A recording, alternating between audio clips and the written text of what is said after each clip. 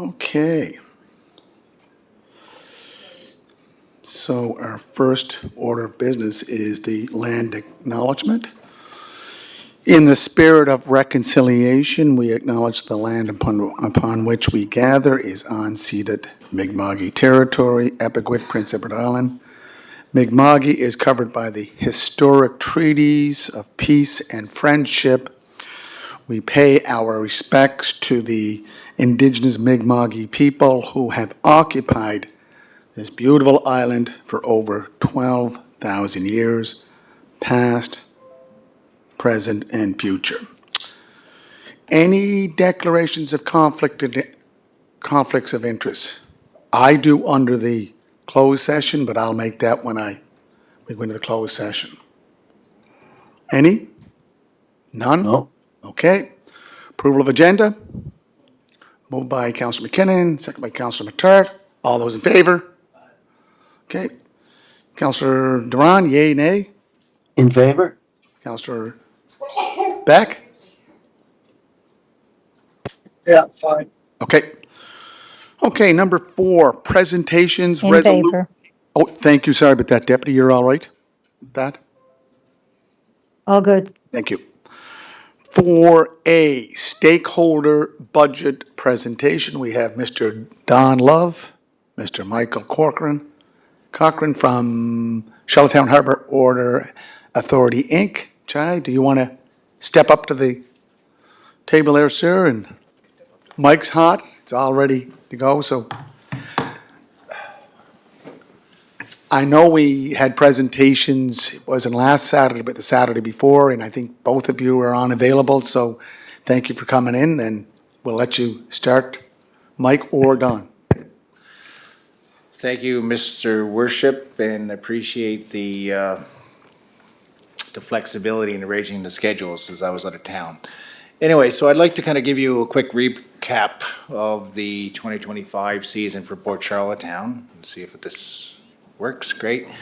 So some of our season highlights, we welcomed 6 inaugural first-time visitors of ships to our island, over 18 different cruise lines with an average fill rate of 96%. And you'll see below the kind of the listing of the cruise from Hapag-Lloyd to Viking. So it's a pretty good array.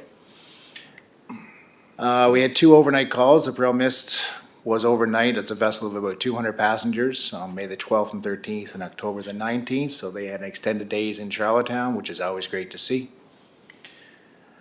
The season highlights again was a total of 175,500 passengers and crew, 121,000, close to 600 passengers and 55,000 crews. So about 175,000 people overall. Almost the size of PEI. Some more highlights on, we had 6 triple days. I don't need to get into them, but on the 9th, the 17th, and 25th of September, and on the 9th, 14th, and 23rd of October, those are pretty large days for us, which are great, and great to have those visitors in Prince Edward Island. Some of the, our enhanced welcome program was highlighted. There was a video embedded in this, but we can't do it on this sort of framework, but it was, the highlight was for us oyster activations, local flavors, supporting regional producers, and kind of creating a memorable first impression of PEI as a premier food and travel destination. I think that is key to what we offer, and this is just one cruise guest, and you can imagine doing that for 120,000 cruise guests. It's a big effort of our staff, and thankful that our staff kind of put this together, and it's wonderful introduction to Prince Edward Island and downtown Charlottetown.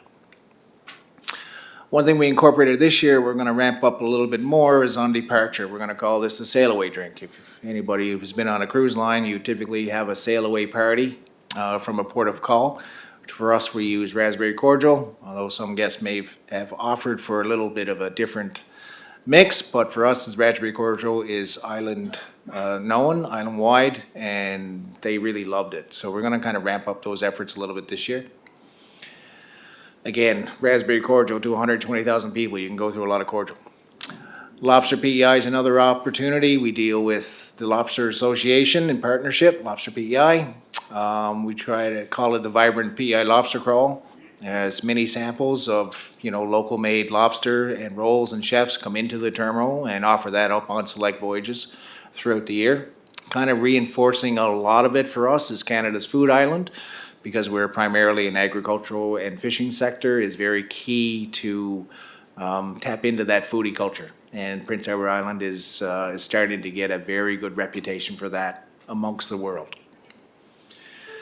Our welcome and farewell music, this is something else we do on cruise days. We will invite a multitude, hundreds, I would suggest, of musicians that are down on the waterfront, from local choirs, marching bands, military bands, step dancers, fiddle music, on morning arrivals and departures when they go. It's a very welcoming experience. Again, it's a lot of economic benefit that goes out to our cultural community to support that. And I think our staff and our board of Port Charlottetown are pretty proud of what we're doing down there, and it's a great welcome and departure for PEI. Memorable send-offs. Attractions, some of the attractions enjoyed by Pasha, I'm not going to highlight them all, but these are some of the top three. Though, of course, to the left is Prince Edward Island Preserve Company, is in New Glasgow. That's a top destination. The downtown Charlottetown waterfront is incredible on a cruise ship day. The amount of people in our downtown core, in local shops and businesses, not only downtown, but also uptown too, because there's a lot of people that travel uptown as well. Deep Roots Distillery, just on the outskirts of Charlottetown. We're probably still in the boundaries of Charlottetown. That is becoming a very popular destination. You can go and make your local gin. Very popular on very short excursions. Some of our milestones, I'll go back into the milestones for a minute. This is something that is very impressive. So since we've a historic milestone for Port Charlottetown, we're proudly welcome its 2 millionth cruise passenger since the beginning of cruise operations.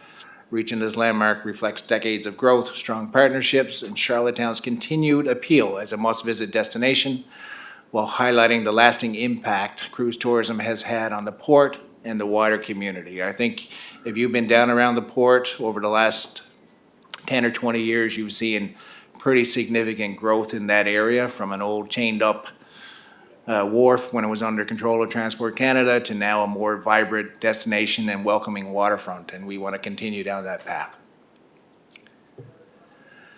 Well, this is exciting for us. To your left of your screen, this is a magazine called Cruise and Itinerary Planner, and I actually brought a copy of it here, and I can just pass it around to Councillor McAleer if you can pass it around.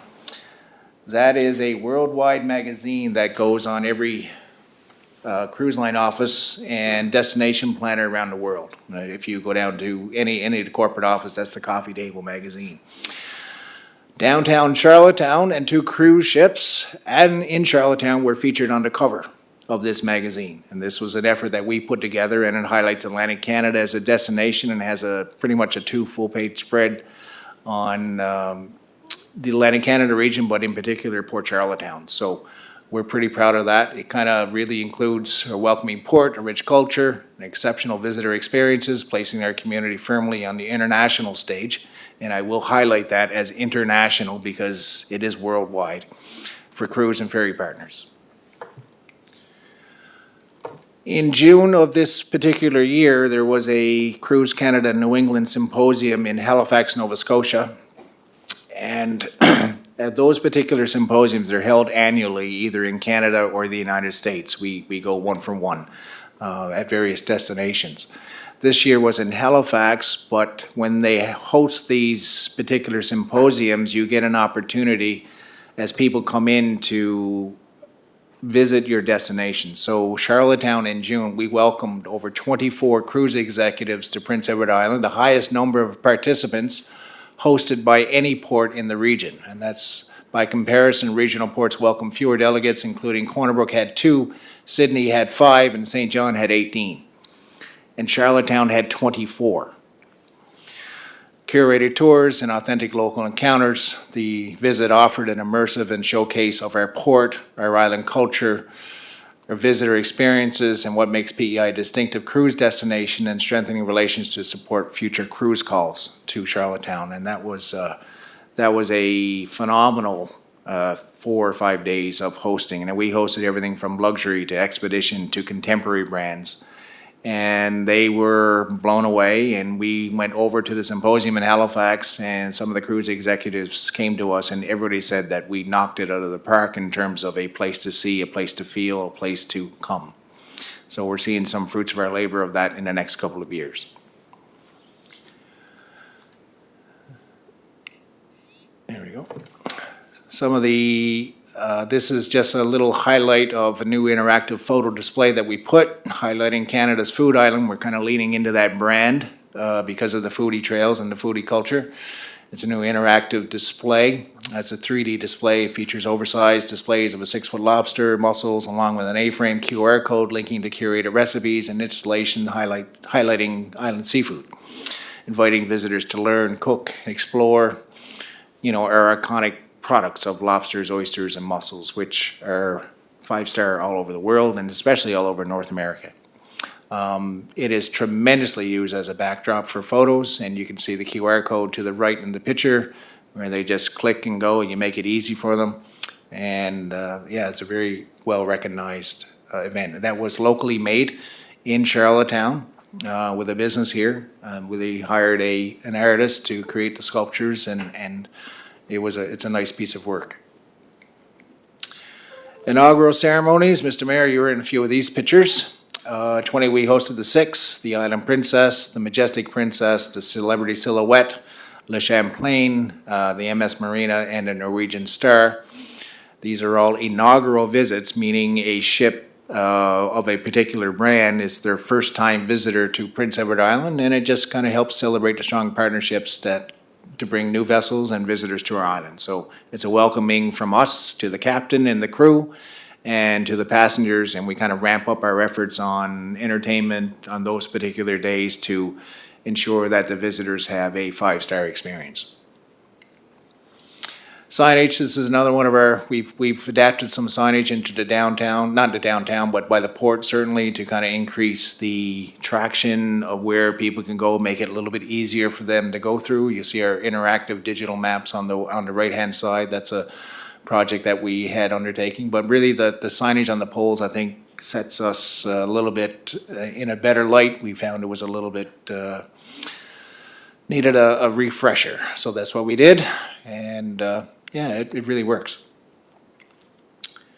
Infrastructure, so we're always investing in infrastructure, because if you don't have the proper infrastructure, it makes it challenging for vessels to arrive.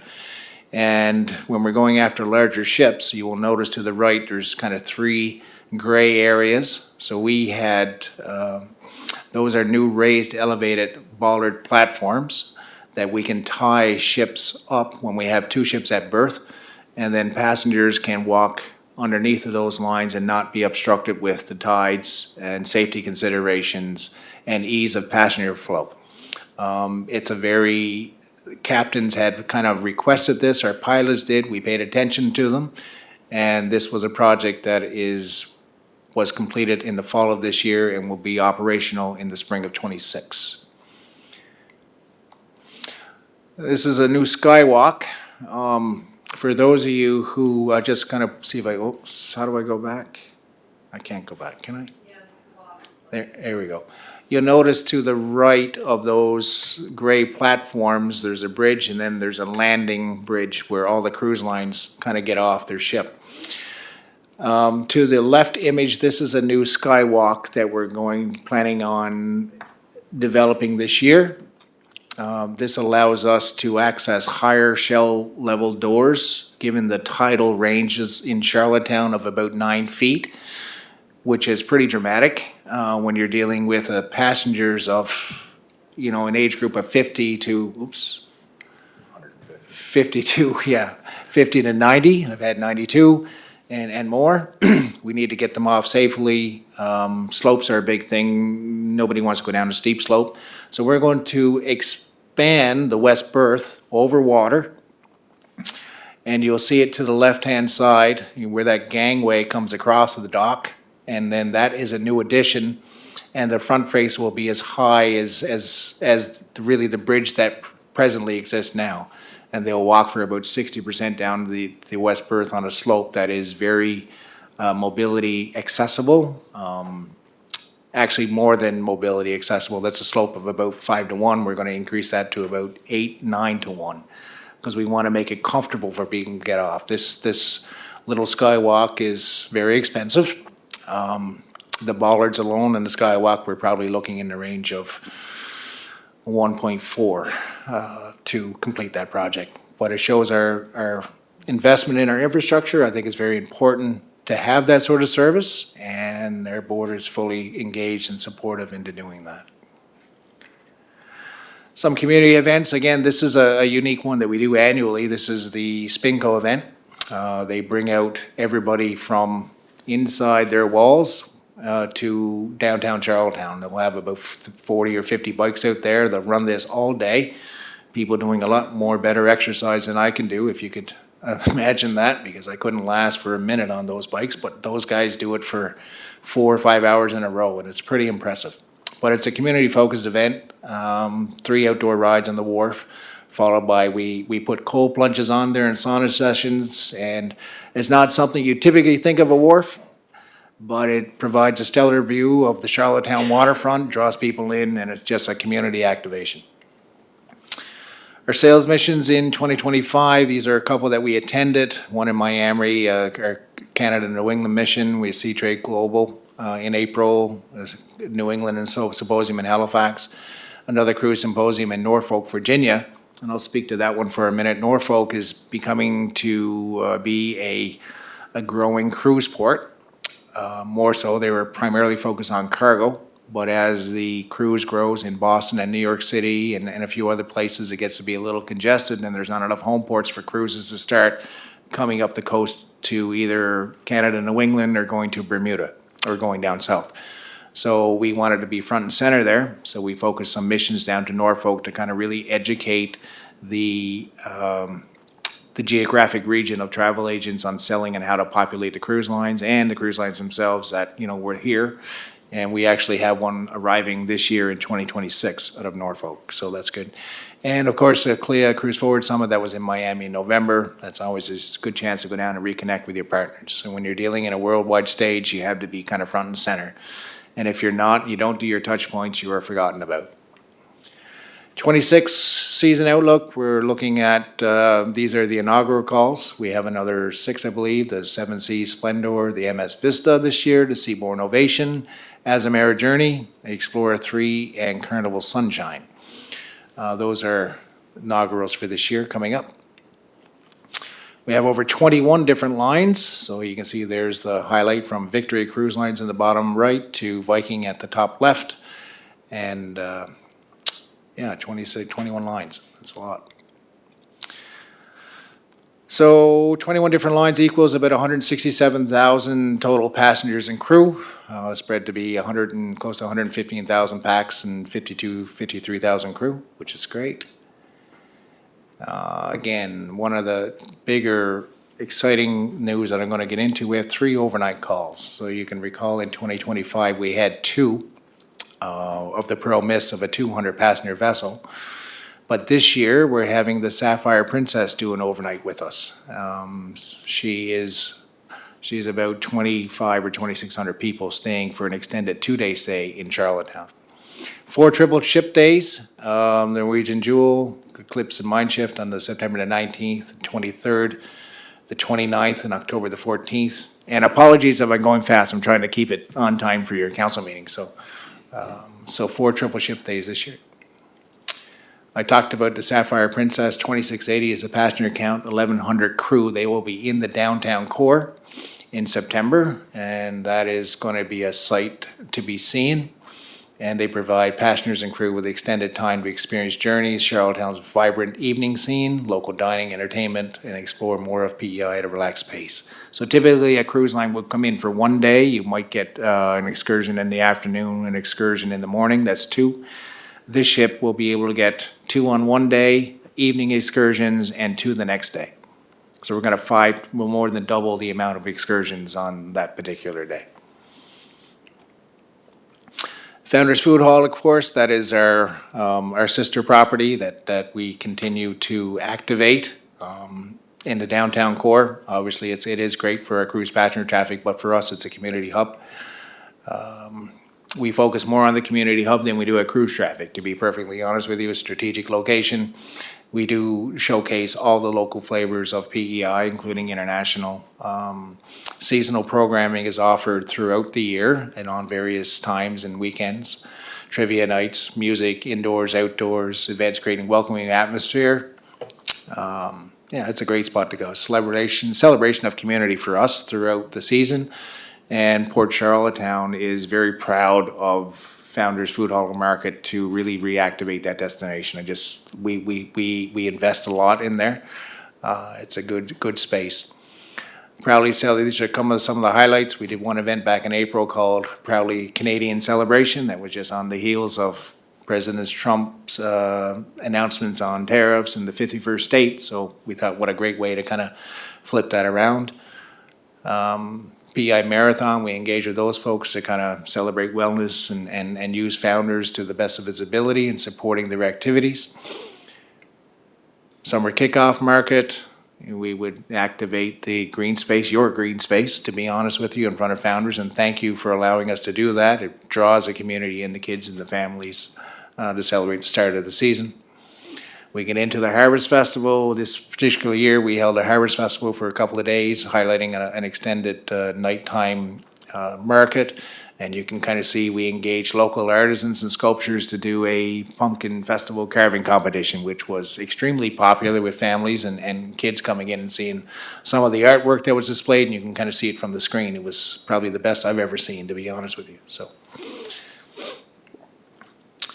Deck the Hall returned this year. This was some of our sneak peek event on December 30th, and this was 3 weekends over Christmas time that we activated Friday, Saturdays, and Sundays, the hall with Santa visits, princess visits, culinary demos, hiring chefs, hiring musicians. So it's not just, we don't do that necessarily, engage that work just for Cruise Line. We do it at Founders Hall as well.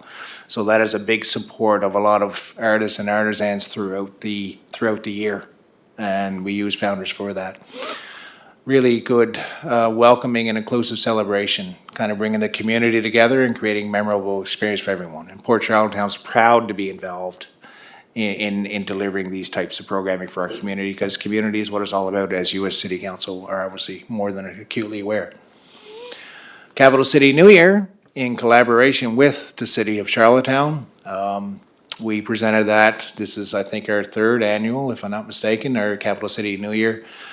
It was a fantastic event. We had a kind of a new layout to deal with some of the traffic that we had there. New traffic, with the police were involved. Thank you to the city police for kind of expediting all the traffic movement.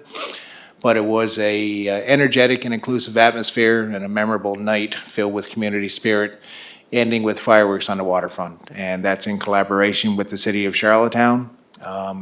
Your event staff are second to none. And I would like to pass on our appreciation through to you, Mr. Mayor, to the event staff, to say thank you on behalf of Port Charlottetown for being such a tremendous partner on this community-filled night. And you'll notice the highlight of the 2026 is in your top right-hand photo. You will see 2026, and you'll see the City of Charlottetown's logo being carved into ice blocks, as well as Founders Food Hall and Market with some of the sponsors on Capital City New Year. So pretty cool.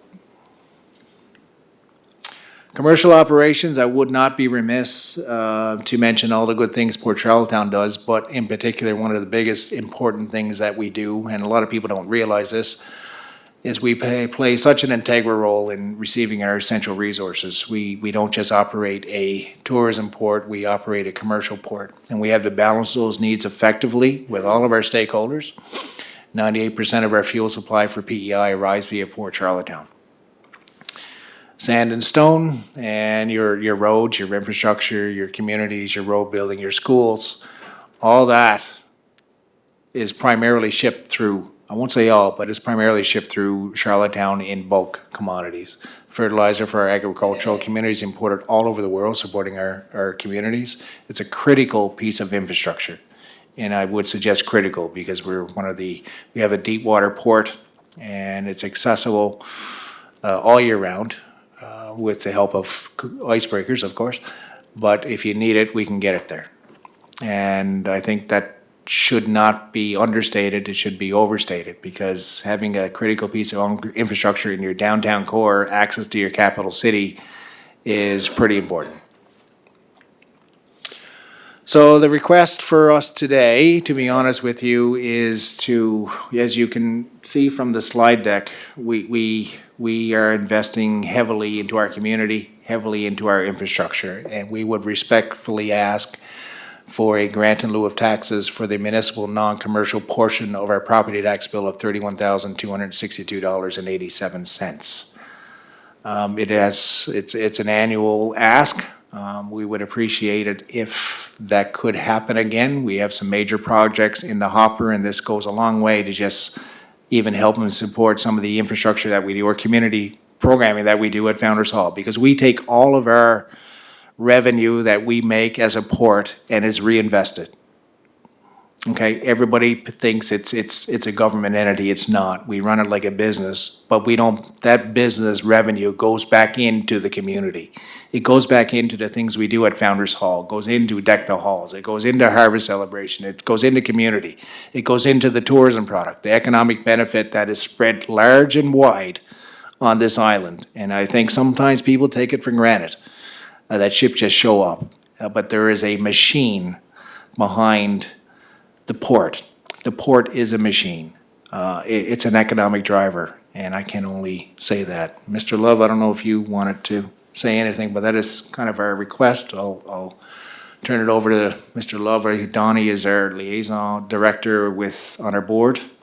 He's our city rep. He's your city rep. Thanks, Mike. I think you've pretty much summed everything up for us. As he said, this tax, grant in lieu of tax is an important part of our annual budget, and we would appreciate any help we can get. Thank you. Can you put that slide back up with the taxes? Okay. I think last year it was at 29,000, is it? Yeah, I think that's this year's tax bills that we have. And is the province, Province is committed on their, they give us the same on non-commercial side. 46,000? Yeah. Okay. Yep. Any questions?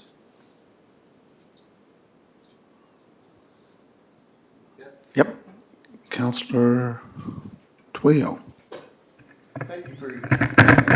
Thank you for your presentation. A couple of things.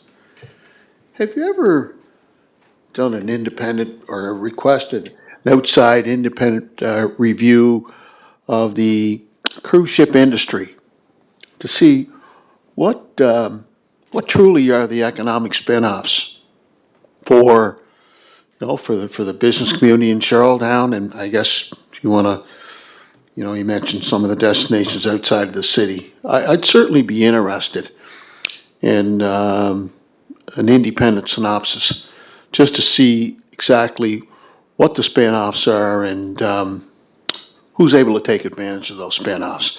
That's my first question. I could answer that now if you'd like. Or Sure, fire away. Yeah, so economic spin-off, so CLIA, which is Cruise Lines International Association, they do a independent assessment of regions amongst the world. And they take into account the cruise line, the revenues, the passengers, what they spend, the tour operators, the coaches, the bus drivers, going to contracted tour operators, going outside, dealing with Deep Roots Distillery, and then you have, it's broken down into contractor from the cruise lines, but also independent tour operators. And independent tour operators are people that operate outside the port. There's the taxi operators, the tour operators, the bus drivers. It goes on and on and on. It's a really big domino effect. Cruise lines put out a report and they average it down to a per passenger spend. And that per passenger spend now is around $135 per passenger that comes into your destination. That is the multiplier effect on the amount of passengers that come in. We've done an independent study ourselves with the province, and it really just echoed that sort of similarity on a per passenger spend. In fact, we might be a little higher. So In my estimation and our estimations, we're in the range of about $25 million direct. And typically, if you look at total direct and indirect spending, you can pretty much double that. So we're in the 45 to 50 plus $million in economic impact on an annual basis, based on our passenger throughput. So there are a lot of tools out there that we use in order that we did exit surveys, passenger interviews, cruise line interviews. Yeah, there's a lot. It's a pretty scientific model, to be perfectly honest with you. I hope that answers your question. It certainly, gives me a broader perspective, and I certainly appreciate that. There's another question I wanted to ask, and I don't know if you feel comfortable. It's regarding the, just trying to bring it up here. You can go ahead to one of the others, and I'll ask it when I'm. Okay, Counselor Beck is on the line first. Counselor Beck, then I'll just follow you guys. Yeah, thanks for your presentation, Mike. It's always good to get an update on the activities going down at a center that has certainly been created a lot of economic generation and community involvement too. And I've certainly been impressed with the work that has gone on, not only during the cruise season, but certainly with Founders Food Hall and some of the ways that we've been able to engage the public with that. So kudos to your board and to everyone else for a job well done. My question, I just have a question about the overall number of visitors, passenger visitation. It would be not I wouldn't say alarmingly, but trending in a downward direction. Some of the triple visitees are trending in a downward direction. Again, I wouldn't be alarmist about it, but is this the sort of thing, Mike, that you kind of see these ebbs and flows over a period of time, or was this predicted, or is it something that you were expecting? And is there any kind of longer term projections? You know, you were talking about some of the inaugural visits, 6 last year, another 6 again this year, and I'm just kind of also wondering about what the retention rate is on those in terms of returning to Charlottetown. So maybe if you could touch on that a little bit for me, that'd be great. Sure, that's a great question, Councillor Beck, and thank you for that one. I think it's a multitude of factors, if I could just get into. It is part of a natural ebb and flow cycle where a cruise line may not want to oversaturate a market in a particular area and explore a new one. So that happens over a multitude of years. So they just, because they are for-profit companies and they go looking for different destinations, but then it returns again when it softens on their perspective. So it's a natural ebb and flow cycle that we've seen in the past. However, I do think in particular it's a little heightened over the next couple of years because of the geopolitical issues that we're seeing right now. And I can get into that for a minute. As you know, there are probably a lot of people vacationing outside of the United States right now. There doesn't seem to be a lot of appetite in Canada to travel to the United States for perhaps a majority, I can't say all, but for some of the population. Demand has grown significantly in Europe as a result of that. That means when there's demand and supply, typically the prices and the yield, and which would I mean the revenue that gets generated from those passenger cruises as a result of increased demand of visitation in a particular geographic area, such as the Mediterranean, such as Europe, such as the Baltic, such as Iceland and Greenland. Well, maybe not so much now, but we'll see how that participates. But cruise lines are for-profit companies and they have movable assets. They are not locked in geographically like we are. So we can offer a cruise for a particular rate in the Canada New England circuit coming out of New England and Boston. And if I could double that rate because I'm over demand and undersupplied in another area of the world, then I'm going to move that asset. That's not to say that if that asset stayed where it was, it still comes into Charlottetown with a 96% fill rate. or 100% fill rate, it still will. But do I have that asset to move, or am I going to move that asset somewhere else where I can double that price or 50% increase that revenue? And if you look at that over a 3 or 6 or 9 month deployment range or a year, that can add up to significant revenue for a for-profit company. So unfortunately, there's a little bit of a geopolitical shift that we're seeing, and that's why we've been focused as a port to look at different destinations such as Norfolk as home porting to provide different options and go down into that market and really educate the travel agents who book that cruise. So that is a complete shift in strategy for us that we've been working on now for about a year and a half.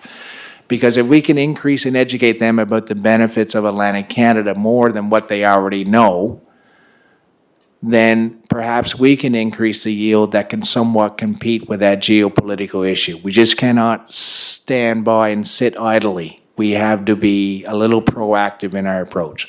I don't know if that answers your question, Councillor Beck, but that's some of the, and the other side of it besides the ebb and flow and that, then there are some older ships that are getting retired from various lines. So if you would take an older ship that's 20 years old and you're building a newer ship, it usually takes about a 3-year time to build that ship. Then I take out the old ship, I have to kind of take that larger ship and put it in a higher revenue area in order to kind of offset that transition. And then when you get an oversaturation, or not oversaturation, an oversupply of demand in like Europe, for an example, well then that's an obvious opportunity to increase that yield. So it's a combination of multiple factors. I think it is an ebb and flow, but I think it's a little exaggerated in the next couple of years. But if you're asking me, will it heighten again? There's tremendous opportunity. Anytime you're getting over 50 or 60 ships into a transit port of call, I think you're doing very well. For an example, a turn port in Quebec City is in the range of 60 to 65 ships a year.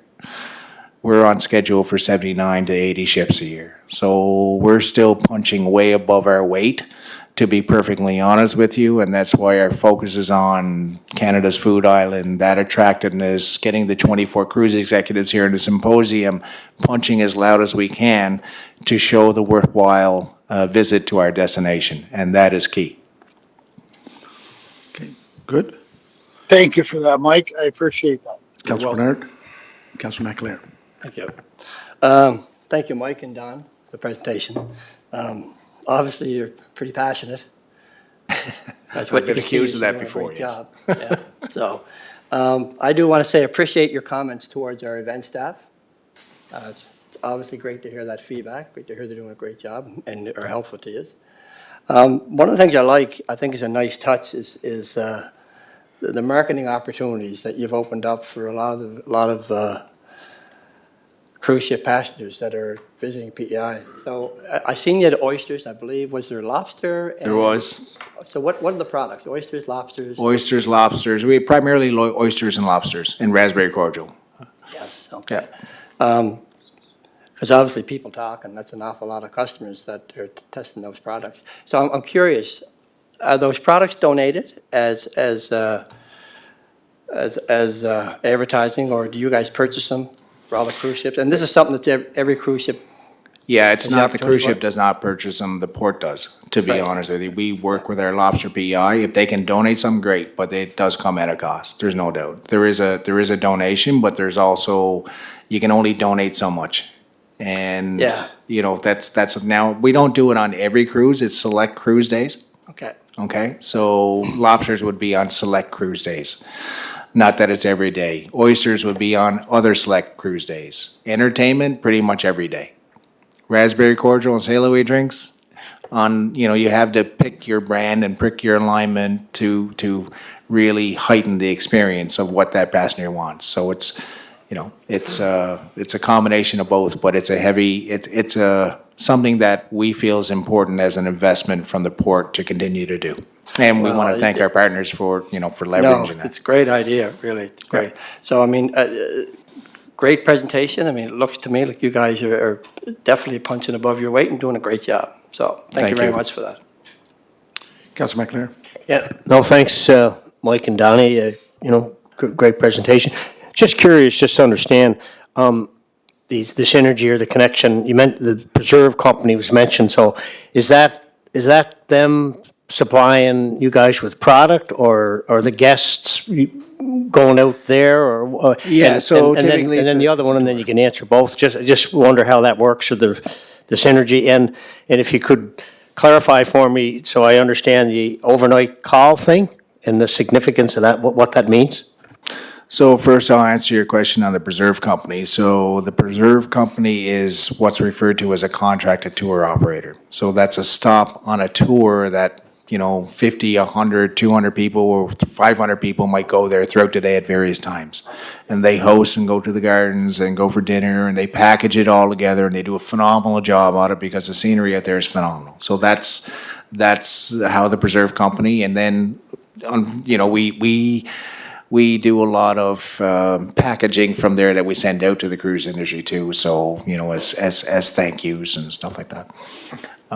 Your second question, yes, so there was a Sapphire Princess. So basically, instead of having a transit call that would come in 8 o'clock in the morning or 7, 8, or 9 and depart at 4, 5, or 6, it's going to come in at 8 o'clock in the morning, stay all day, stay all evening, overnight, stay all day the next day, and depart late afternoon, 3, 4 o'clock. So if I'm coming in at 8 and departing at 5, typically I would avail myself to either a shore excursion in the morning around Charlottetown or PEI somewhere, and another shore excursion in the afternoon, or I get to spend time in the destination. With an extended stay, then you get more people out for the restaurant scene, for the overnights, to convention center, they're here longer, and then the following day, the same thing. So we get those, 2,700 people for 48 hours as opposed to 8 hours. So it's nice to have that, people, they're spending more, they're seeing more, they're experiencing more, that's our brand that we're sought after, so. Councillor Twill. Yeah, I hope you don't mind if I ask this question. It was regarding the spillage that took place in the harbor. Is that okay? Yeah, absolutely. Okay. So the coolant and the glycol in the water in early January 26, approximately 2,000 liters of coolant, a mixture of GLYCOL, and water leaked into the harbor from the ferry MV Confederation after it sustained damage from the ice, and the Coast Guard referred to this as a chemical as a non-recoverable product, dissipates quickly. The first question I have surrounding that is, what is the impact and effect on the shellfish industry? Yeah, I would say, to be perfectly honest with you, Department of Fisheries are always contacted immediately when there's something like that happens. So let's turn right over to the Federal Environmental Regulatory Division of DFO. They're on site. Every ship has to report anything that happens like that. When it's a lighter fluid like glycol or even diesel for that matter, or light diesel, it's a lighter, it dissipates quickly. So it's a sheen that kind of stays onto the water. If it's there, it dissipates over time, and it is deemed by DFO and the Federal Environmental that there is no harm to the industries, the fisheries industries. I mean, they're the first people that deal with that sort of environmental risk. So they deemed it that there was no issues whatsoever. I wanted to ask that question. Then, in your presentation, you talked about the, I guess you call it the industrial element of the waterfront. We've got the aggregate, fertilizer, gravel, and the bulk of that destination comes to Charlottetown Harbor. Over the years, you hear people talking about with more vitality in the waterfront, for example, more residential, more commercial, more tourism. How do you see that playing out over the next 5 to 10 years? Do you see it status quo, or do you see a dramatic shift of some sort, so that what we see today, we might not see in 5 to 10 years from now? That's an interesting question. I don't know if I can encapsulate it properly, but I will tell you that our board and management and myself, we initiated a port master planning document a while ago. And looking at the waterfront as a gem, because a lot of waterfronts are developing in and around Atlantic Canada, and I don't feel that Charlottetown's waterfront is moving at the pace that a lot of other waterfronts are moving. St. John just completed a $200 million West Side modernization project, but of course they have container business and private equity involved at that helps leverage some of their waterfront capacity. I think from our viewpoint, if you're down in the harbor and you're looking out over the harbor, if there was a way to perhaps create some sort of separation between the two entities, I think that's not a bad idea. I guess the challenge is money, right? Because when you're dealing with marine infrastructure, it's very, very expensive. You can add the zeros like you're adding donuts to a dozen bucks. You know, it just encapsulates. But over the next 50 years, I could see growth, especially given the current climate. I could see growth in other commercial operations to enhance the economic benefit of our resources, whether it's, shipping, or whether it's truck driving, whether it's more commodity in agriculture, whether it's storage, whether it's evolving the downtown properly so we can connect the dots in a very relevant way. So when they come into Charlottetown, the waterfront looks a little bit more attractive. To your point, I think previously in a presentation, you suggested a people's port, and for me, I kind of resonated with me, to be perfectly honest with you, because I thought, if we're looking at a port right now, and this is what we have to deal with, without a plan in place, where do we go in the next 50 years? So we took that back and tried to come up with the solutions that helps us develop our waterfront in a way, and certainly happy to collaborate with anybody on any initiatives to move some prospects or projects like that forward. But I think our waterfront is enviable, to be honest with you. The views, the water, stakeholders, and yeah, it's there's a gravel yard. I understand that, and it's right in the middle. We understand that as a board. Unfortunately, right now, it's the only piece. A port needs to exist with a yard. Without a yard, it's difficult to service your balanced needs of handling the commercial and tourism. You cannot be a master of all, although we're trying our very best at it. However, if you're looking at it from a longer-term strategy, there are some solutions there that I think should be looked at a little further in detail. I don't know if that answers your question, Councillor Twill. Councillor Ramsey? I think that you gave me a bit of an overview, and you did say that you have a master plan for the port. It would be interesting to take a deeper dive into what it could look like, what is the potential. And of course, as you point out, there's cost implications. Certainly the commercial part of the port's very important to the city and the province. But I just wonder, I read what's happening in Halifax and some of the things that they're talking about doing and trying to relocate, divest some of the assets that are there now, and they're looking to make it more of a people's place. So it's evolving as we're speaking. And I said to myself, well, if we were to compare Charlottetown's port, like where are we at? They're very aggressive in Halifax, very, very aggressive, and it's an international port, as you know. And I just wonder. Yeah, to answer your question, they're very geographically blessed. Right. They're a coastal port. They're right on a highway, and they are landlocked. Port of Halifax is landlocked. They can't They want to expand their cargo operations, and they will expand it, but they can only expand it by infilling. Okay?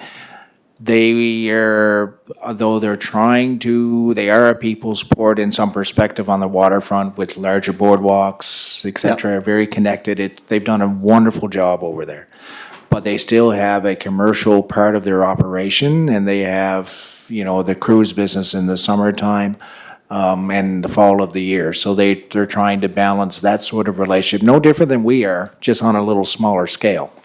But we're not a coastal port, but I do see us perhaps I refer to it as an intermodal port. We're a connector, we're a feeder.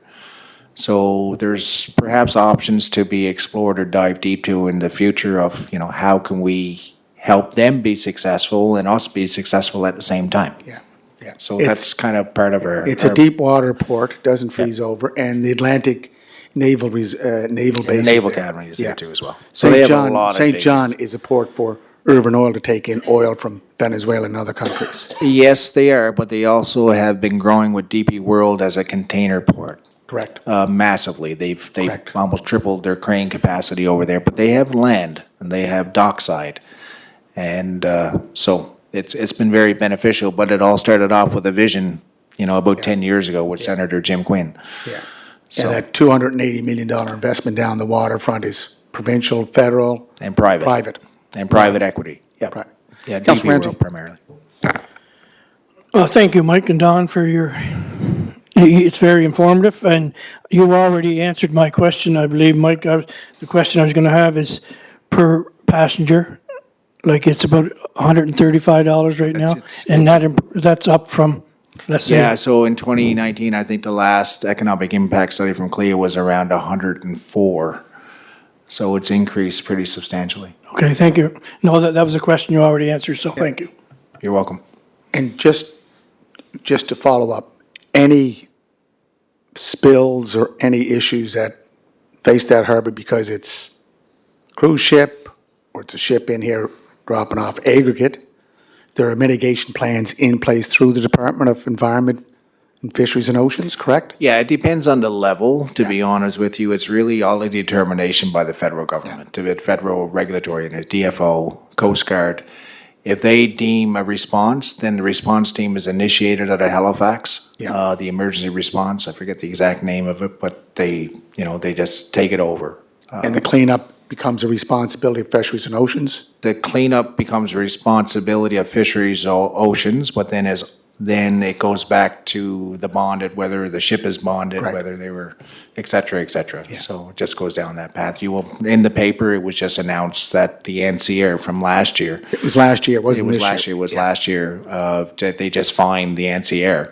Transport Canada fined the NCR for the spill that they did. Right.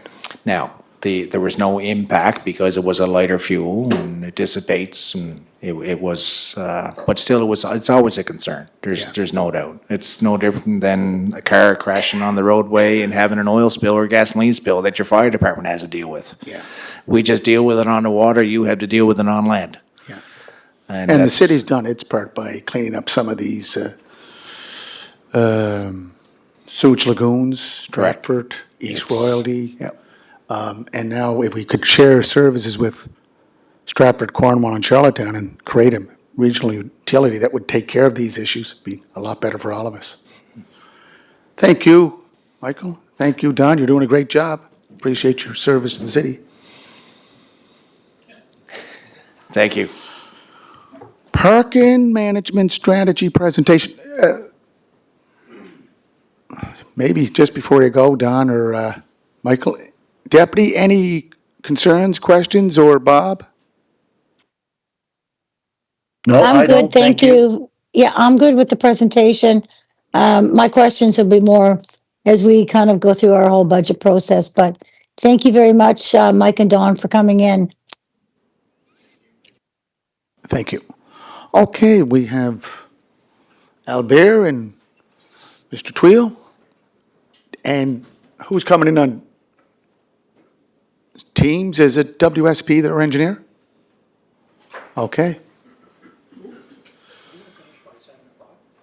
If we don't, then we have to, Well, but under the procedural bylaw, you can ask 3, 4 questions, so I can only go by what's directs me.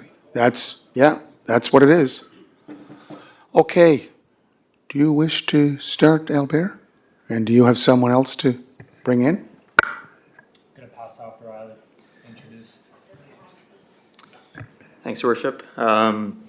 As many of you know, over the past year, the city has been working with the consulting team at WSP to develop a parking management strategy for the city, with the goal of developing a plan that allows the city to provide and manage parking in an effective and sustainable manner that serves the needs of the community as a whole. This evening, we do have Dave McCusker and Greg O'Brien from WSP Canada on the call to present virtually an overview of the project to you as council for information. For simplicity and to just keep things moving along, it would be appreciated if we could just hold questions until the end, and then Dave, Greg, or one of us will be happy to discuss further, answer any questions you may have.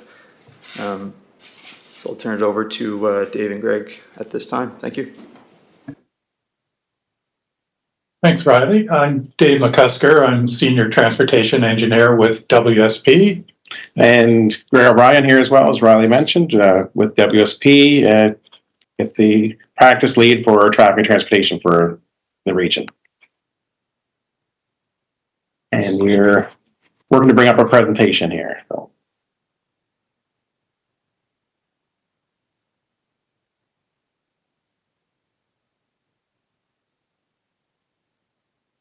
Okay. Okay, is that visible then? Not yet. Riley, do you just want to communicate with them? Thanks. Yeah, that looks good. Okay. So we appreciate the opportunity to be able to share the outcomes from this parking management strategy that we developed alongside your city staff. What we tried to achieve with this strategy was to create a document that would help the city to manage parking in an effective and sustainable manner that serves the needs of the community as a whole.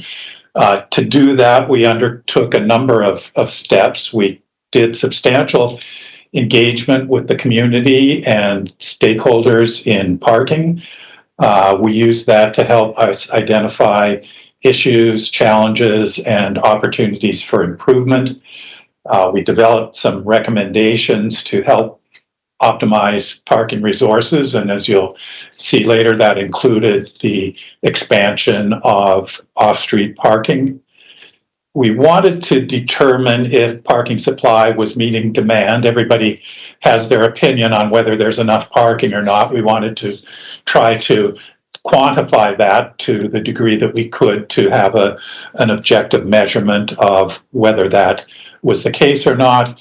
And we also proposed some solutions to improve accessibility and promote sustainability. So as part of that process, we did have some engagement with the community. We met one-on-one with several organizations who have a stake in parking. We held workshop sessions with city staff, a workshop session with targeted specifically at downtown businesses. We held a public open house session. You'll see a photo of that in the slide. And we did an online survey. So what we heard through this engagement, we heard a number of thoughts. One suggestion was that parking options are not adequate, and you'll see one of the graphs. Just to interrupt, I don't think the presentation is, the slides are going through there. Not advancing? Okay. Okay, sorry about that. No, that's helpful. I'm Are they here on the screen?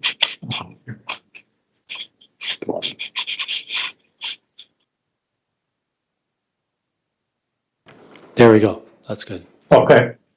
Apologies. So now you can see the engagement session on There's the picture of the engagement.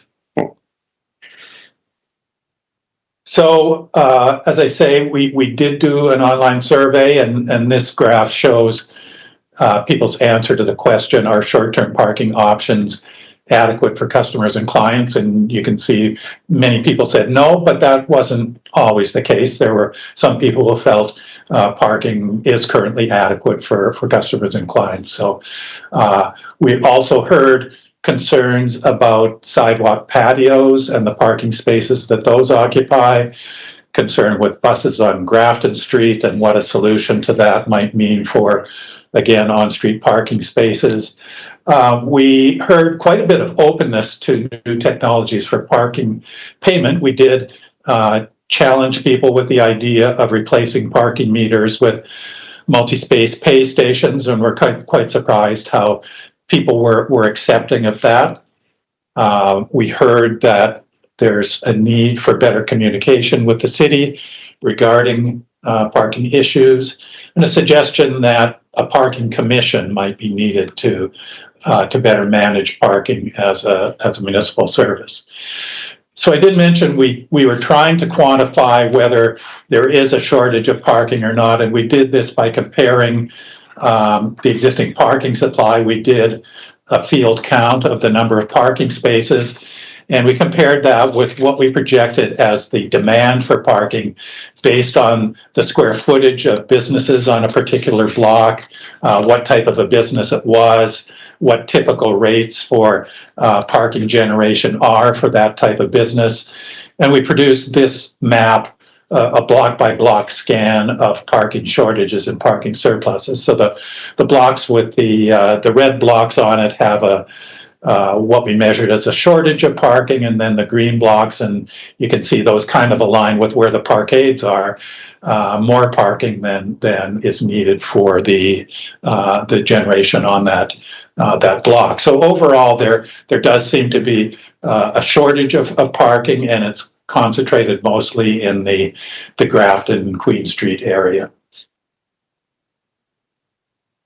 We also tried to compare that with a field survey of how well parking spaces were being occupied. So this was done with time-lapse cameras that we set up at several sample locations throughout the downtown and in the parkades, and to measure what percentage of the time parking spaces would be occupied. So you can see in the center of downtown, the on-street parking in blue is pretty much 100% utilized. Parking in the parkades is not 100% utilized. There are some availability in the parkades, and we use this to help, I think, gear some of our recommendations as we went along. And I will caution you that this data was collected in January and February of last year in alignment with our timeline. I think it's pretty clear you'll probably see some different numbers if you're to do this at other times of the year. We also wanted to monitor the usage of 1 hour parking in the areas around the downtown. 1 hour parking is helpful in areas like this to provide some overflow parking for casual parking, but to prevent people from parking there all day or for a good portion of the day. But we found from our cameras that the 1 hour parking is fairly blatantly abused, that only about 1 in 8 vehicles that park there park for an hour or less, and all of the others are parking there for longer than an hour, some of them for more than 3 hours at a time. So that's something that we feel would need to be addressed. So once we collected our background data and community input, we were able to start working on an action plan. So we developed first of all, some short-term actions that can be undertaken in the near future without a lot of added staff time or capital investment. And that includes more directional signs to the parkades, similar to the one that you see on the photo there. Those can be, more can be added to provide better direction to where the parking is. We recognize that there's some ongoing activity related to active transportation and transit in terms of allocating curb space, and we suggest those do need to be priorities compared to retaining that for on-street parking. There's always ability to recover lost on-street parking with more off-street parking. But for important active transportation and transit projects, there really aren't options like that. We suggested there's an ability to reduce or remove parking minimums when there's residential development that's located with good walkability or in close proximity to good public transit, and parking is not as great a requirement for developments like that. We had some suggestions for management of parking on street and in the parkades, and some areas where some on-street parking can be added, and some where maybe there's some on-street parking where it shouldn't be. In the short term, we also suggested some parking pricing that might be adjusted. We would like to see parking price being used to achieve some of our important objectives. And one of those objectives is to try to shift demand from on-street to the parkades, particularly for residents. I think if you can encourage more residents to use parkades as their first choice for parking, that would leave more space on the street available for visitors and tourists who may not be as familiar where the parkades are. And if they can find ample parking on street, their needs would be satisfied. So with this chart, we show in blue the existing price and then the proposed price below it. So it's minor adjustments. It's more for on-street parking and reduced for the parkades, at least in terms of daily and monthly. And we're also suggesting that the off-street rate be increased to $2 an hour from $1.50 an hour during July and August when the demands are the highest. The parking also for the parkades, the monthly price is suggested to increase. And what we're trying to achieve with that, by increasing the monthly rate and decreasing the daily rate, we're hoping to encourage people, rather than driving to downtown every day of the month and parking, that maybe they'll start to look for opportunities to make other choices, at least a few days a month, maybe to take transit or to walk or to carpool or to bicycle to work downtown. If you have a monthly parking permit, there's really not an incentive to make any choice different than that.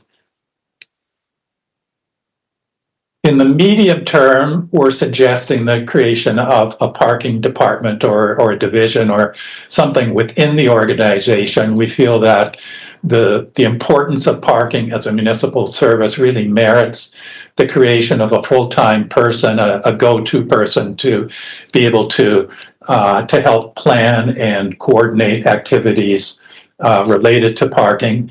It could become essentially a cost center where you're both collecting revenues and investing those revenues in parking upkeep and management. It's important to create a multi-year maintenance program for your parkades to make sure that their life can be prolonged and extended, and that major renewal projects can be taken when they're needed. Development of a monitoring program to measure demand and how well parking is working is important, as is meeting periodically with businesses to see if their needs are being satisfied and any issues are arising related to parking. Another important medium-term action that we're suggesting is the replacement of single-space parking meters with multi-space pay stations.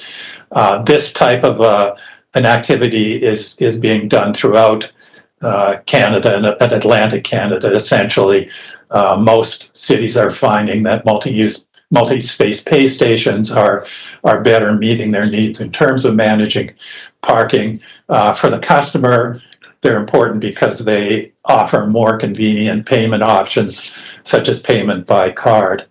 It would be a pay-by-plate system.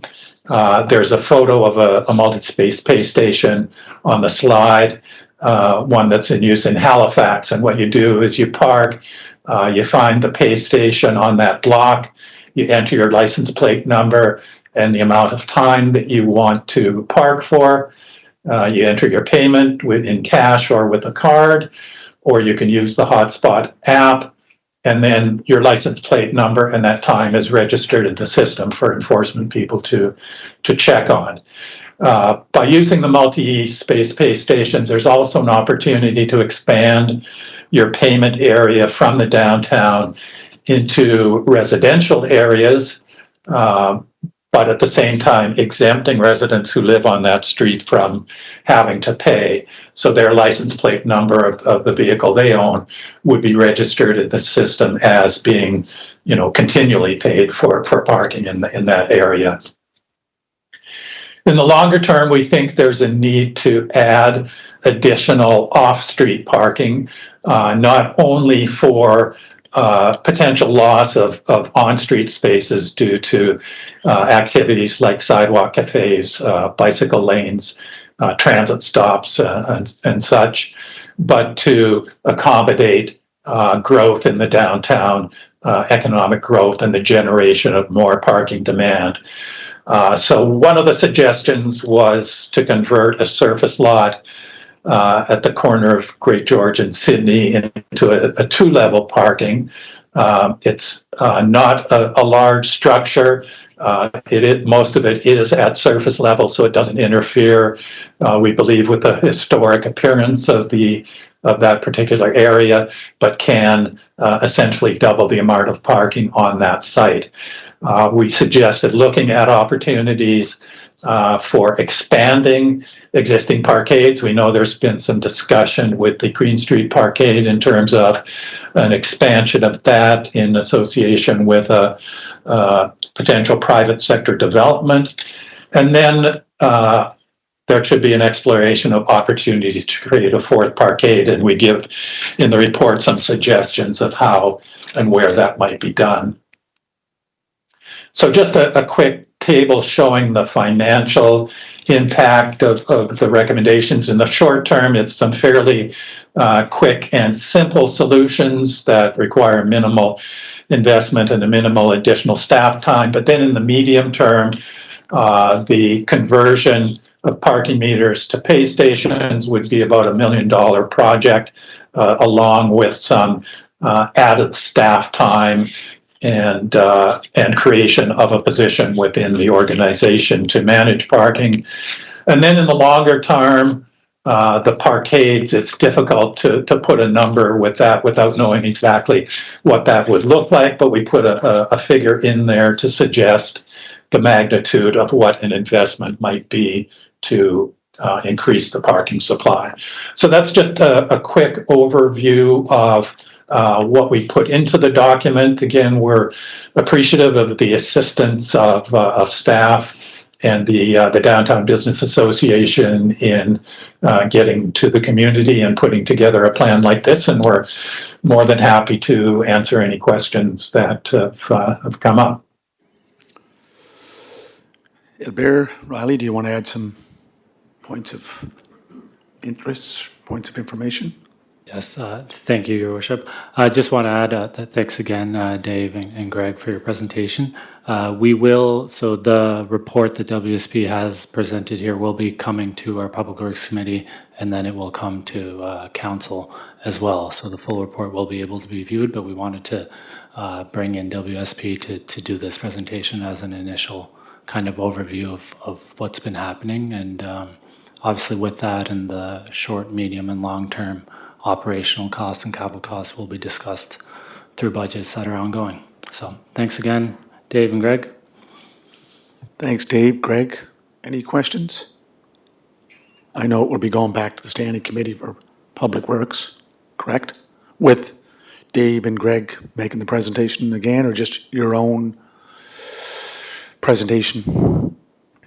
Yeah, thank you for that. I think it'll be our own presentation and then an attachment of the full report, and we'll kind of dive into the details a little bit and see if any questions come up, and then come to council as well with that. But everyone will have an opportunity to view that full report, and then we will publish it as well.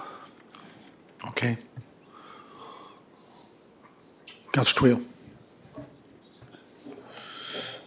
Want to thank the presenters for their work and the preparation for this parking strategy and evaluating the strengths and weaknesses of parking in the downtown core, the challenges that people that look to seek professional services or just want to come downtown to socialize, or regardless of what brings them downtown and what prohibits them from coming downtown. I want to go back to the pay station, if you don't mind. I want to go back to that slide.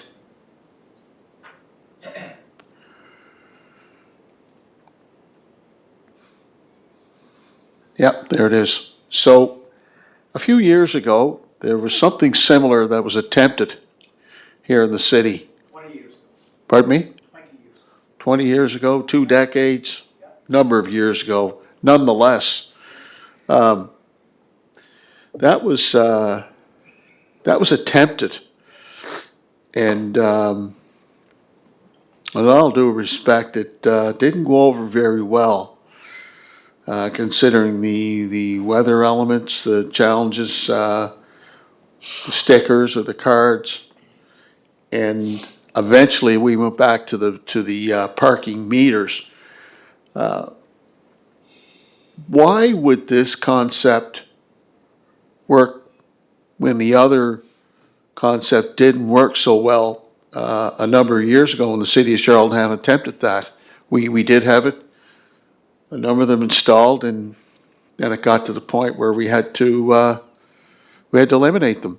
Do you remember that, Councilor Bernard? Yeah, I was on council too. Were you? One of the primary reasons we eliminated them, because our staff weren't getting the work. That was one of the big reasons. The what?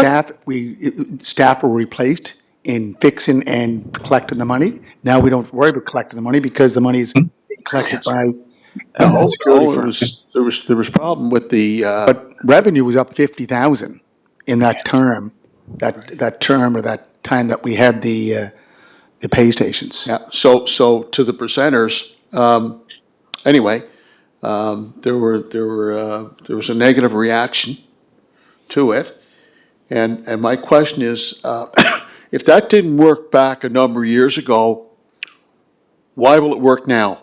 Why will it work now? And Yeah, what's the we were what was we were aware of that going into the project and wanted to make that an important part of our engagement. One of the things with the previous setup, our understanding was the machines were pay and display, where the machine would issue you a ticket, and then you have to return to your car and put it on the dashboard to be visible, and that was an inconvenience people didn't appreciate. One of the other things that's changed over the years is, 10 or 20 years ago, people were used to carrying coins around in their pocket and had no problem putting those into a parking meter. But as time has evolved, people don't carry coins anymore, and it's not that convenient plugging a parking meter. And people are starting more and more to expect that they can make payment with a card, and are looking for that convenience more than they were in the past. So it was important for us, I think, to test that with people, to make sure there was an acceptance of this kind of technology when maybe there hadn't been in the past. And we talked to businesses about it as well, because they were familiar with the previous incarnation of these. And to a person, like I say, people embraced it and thought, this was the right way to go for the city, that this would be a big improvement to people's ability to park and to pay for their sessions. There are a number of bonuses to this as well. You can, if you want to put more money in, you don't have to go back to the meter and put more coins in. You can do it with your phone to add additional time. So there are all kinds of beneficial features to this that result from the conversion that we think will be appreciated by the city and the people who are using parking. I guess I can add another advantage for the city as well, is kind of less clutter of parking meters. And less clutter, but it also creates more flexibility if you were changing a street and you had to shift a parking space over by a half a space. I know you have the line painting, but if you had to shift the space, if you're doing other work, then you might not lose a full space. You might be able to shift the road parking and not lose it, rather than having to be lined up with the parking meters like is the current situation. Councilor Bernard? Yeah, no, I'll just, my recollection was when we brought these in the past, what most of the complaints were about is, especially in the winter, sometimes that it didn't print out the ticket. It was really cold, or the snow that sat on the solar panels for so long, the machine wouldn't work. Now, that's quite a few years ago, whether the infrastructure is much improved. The hotspot is obviously a good thing. We have that now.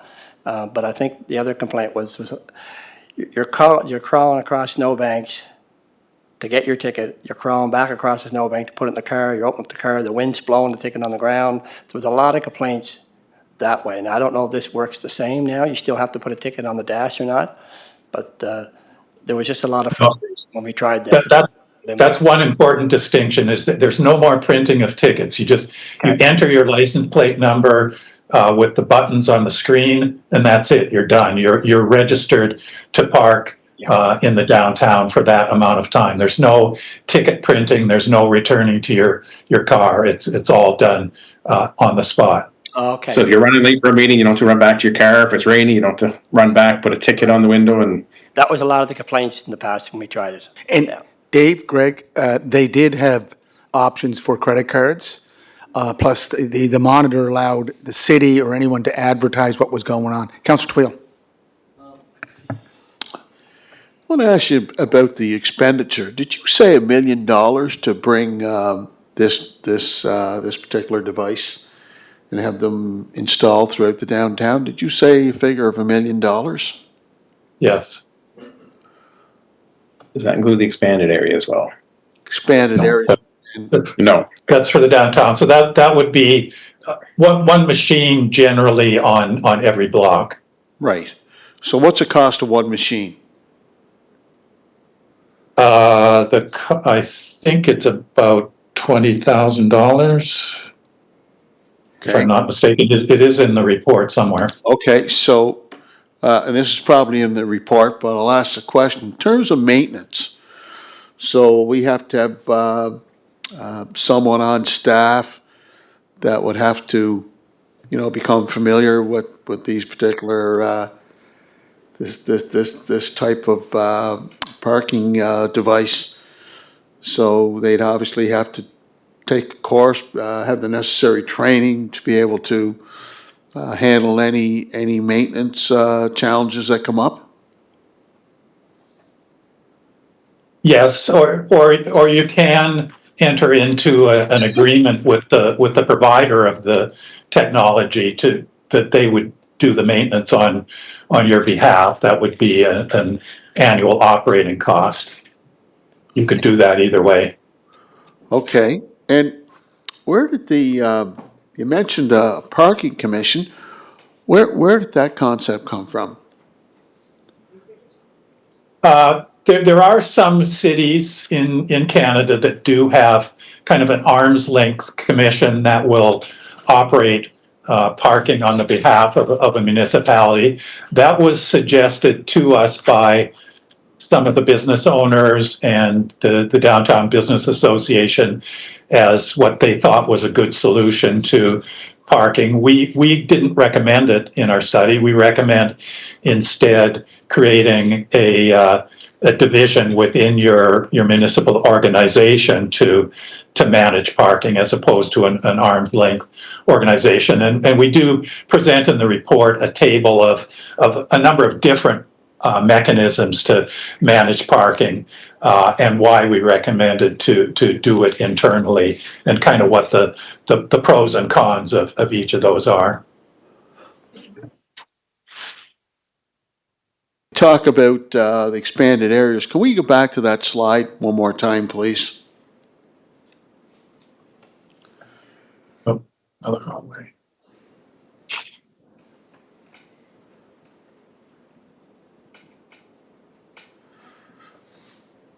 So So I think I said it.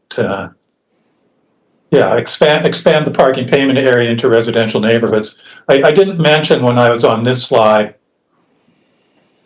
You can see the bottom line is for the extended on-street payment areas. So again, you could have pay stations in these areas, the residential areas around the downtown, to help to better manage and enforce parking in these areas.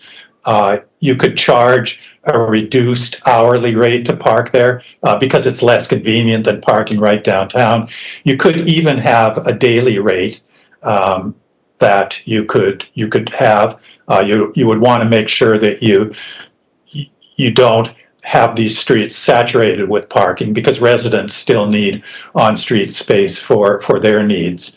But it's a way to generate additional revenue for parking, as well as, I think more importantly, to manage the duration of parking in these areas. okay. What do you say to, for example, residential parking? We have residential parking throughout the downtown. Would that remain status quo, or are you recommending in your report a wholesale change? That could stay in place. I believe this could be a replacement for that. Part of the reason for residential parking is to make sure that the streets don't get saturated with parkers and there's no space available for the residents. But if the streets are controlled and priced, then the price can be set so that the street won't be saturated with parkers and that there will be space available. And then residents will have access to that space because they're registered to park on that street without having to pay. So it does, I think, achieve the same thing that you have with your residential permits now, but it does it in a different way, and that could be monitored over time to make sure it's working the way the residents need it to work. But it can potentially be a replacement to what you have now. Albert and Riley, this is going back to the Standing Committee for Public Works. The full report's going back to us. Are you sending out the full report to all of council? Correct, yes. We will be bringing it to committee and then also bringing it to council. So, and both committee and council will receive the full report. Okay. Councilor Bernard. Yeah, I'm just wondering, and I noticed it was brought up in the report here about Grafton Street, and I'm just wondering, we had a number of meetings, which you were part of, Your Worship, and the Deputy Mayor, and I believe John McAleer, but there was a plan that our traffic engineer put together for Grafton Street. I'm just wondering why it was never implemented, which would take the buses off the street. Is there a reason that wasn't implemented? Because everyone had Albert? agreed to it. We met with the downtown Riley? chamber, we met with the downtown Charlottetown. I think that was pre-Albert. Thank you. It was, yeah, it was. I can't speak on it right now. I know that we've had discussions about that and in consultation. I think there still is a plan to do something there, and it is highlighted in the report as well. So we are looking at it. I'll have to check in and follow up on that. Okay. And that report will be coming out shortly, right? Thank you. Yep, Deputy Mayor Yankoff. Yeah, thank you, Your Worship. I just wanted just a clearer answer on the residents downtown that are, they have limited parking, and so they have been having a residential parking spot on the street with the exclusion of winter, of course. And I just wanted to hear that again. Will the residents still be having the parking spots that they already have? Yes, the intention with this strategy is to continue to make sure that on-street parking is available for residents in residential areas.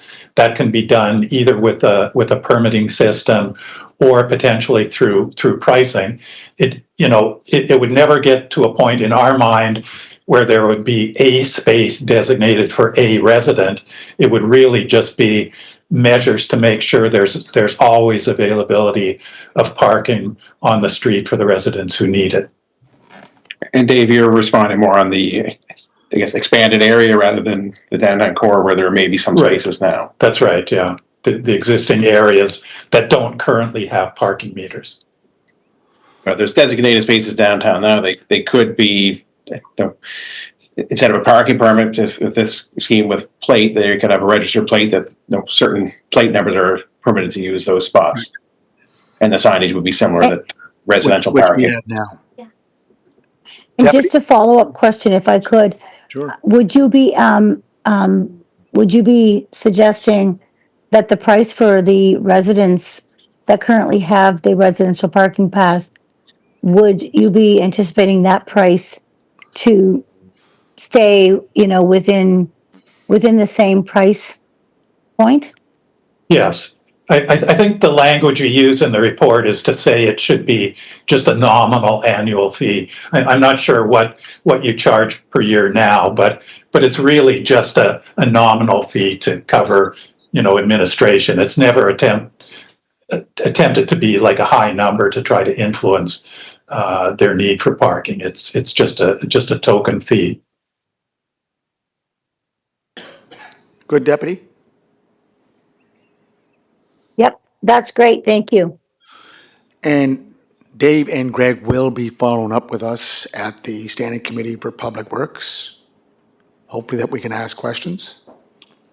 Thank you, Your Worship. That currently isn't the plan. We will bring it, and I think our team can handle some of the questions. But obviously, if there's something that we can't answer, we always have WSP, Dave, and Greg available. Well, I think it'd be great to have them there. Councillor Tweel? Just a follow-up question. You talked about expanding into the residential areas. So, expanding, I would suggest you're probably looking at north of Houston. And from a traditional sense, we've had major problems with all-day parkers. Now, when the DVA building is finally opened up, and I assume a lot of the workers that worked in that building will be returning, maybe not, maybe they're going to work from home, whatever the case may be. But I wonder about the impact and effect of the residents that were very annoyed when all-day parkers would park in front of their homes. It interfered with Waste Watch. It interfered with snow removal. It interfered with having access to their homes.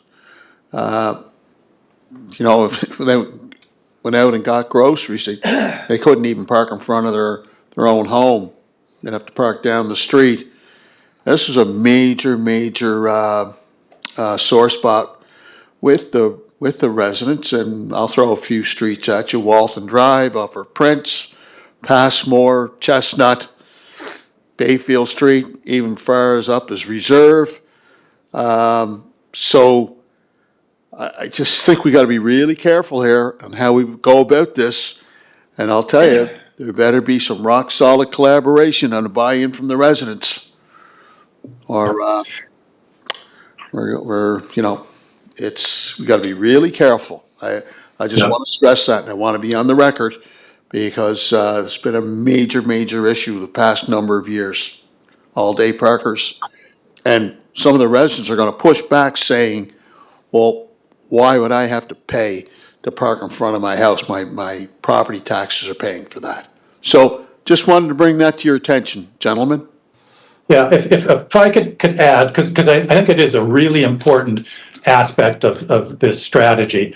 And I'll mention my experience in Halifax. I was parking manager for HRM for a number of years, and we dealt with this issue all the time about people not wanting to pay to park all day downtown and filling up the residential streets and taking away all the parking spaces. And you can do, a couple of things. One is you can post signs saying, no parking unless you're a resident, and then the residents need a thing in their windshield. The problem with that is residents don't need all of the space, and streets that could accommodate a fair bit of parking are being vastly underutilized.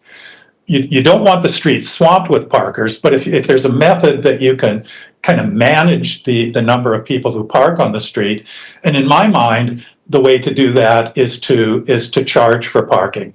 So if people have to pay for parking, then the streets aren't going to be saturated with parkers because of the need to pay. But for the residents, they don't pay daily to park. They just pay a one-time annual fee, and people will balk at having to pay, $20 a year or whatever it is to get a permit. But generally, if the system works, and we did, in my mind, make it work quite well in Halifax, then they'll be, I think, very appreciative of having that ability, not only for them to park on the street, but for visiting guests to find parking as well.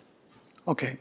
And again, the invitation will be open to both Greg and David to be present at the presentation of the Standing Committee for Public Works. Okay.